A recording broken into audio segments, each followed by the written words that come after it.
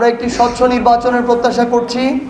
সেই নির্বাচনে রাজনৈতিক দল হিসেবে এনসিপির অংশগ্রহণের জন্য যে বিষয়টি অত্যন্ত গুরুত্বপূর্ণ সেটি হচ্ছে সাংগঠনিকভাবে এনসিপিকে শক্তিশালী হিসেবে দাঁড় করানো, এবং সাংগঠনিকভাবে এনসিপি যত শক্তিশালী হবে আগামীর নির্বাচনে এনসিপির যে জনগণের প্রতিনিধিত্ব করার যে হার সংসদে সেটি তত বৃদ্ধি পাবে। সেই লক্ষ্যে আমাদের এই জেলা সাংগঠনিক সমন্বয় সভা আজকে আমরা ঐতিহ্যবাহী জামালপুর জেলায় এটি সম্পন্ন করলাম। এর পরবর্তীতে বিকালে আমরা শেরপুর জেলায় যাচ্ছি এবং আগামীকাল ময়মনসিংহ বিভাগের অন্য দুটি জেলা নেত্রকোনা এবং ময়মনসিংহ, সেখানে আমাদের এই সাংগঠনিক সভা হবে।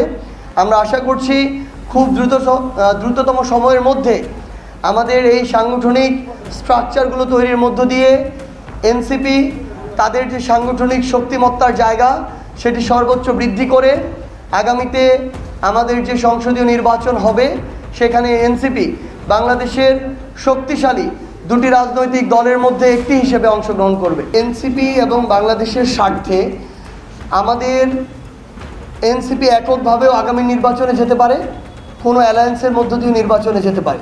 তবে যদি সেটা অ্যালায়েন্স হয় তাহলে সেটা হবে একটা ইলেকট্রাল আন্ডারস্ট্যান্ডিং।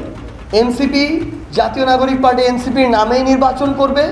এনসিপি তাদের, আমরা যেটা প্রত্যাশা করছি যে আমাদের প্রতীক শাপলাতে আগামী নির্বাচন করবে। আমরা বাংলাদেশের আইন অঙ্গন থেকে শুরু করে যারা এই বিষয়ে বিশেষজ্ঞ আছেন, প্রতীক, নির্বাচন কমিশন, সংশ্লিষ্ট আইন, আমরা তাদের সকলের সাথে কথা বলেছি। শাপলা প্রতীক দিতে আইনগত কোনো বাধা নেই।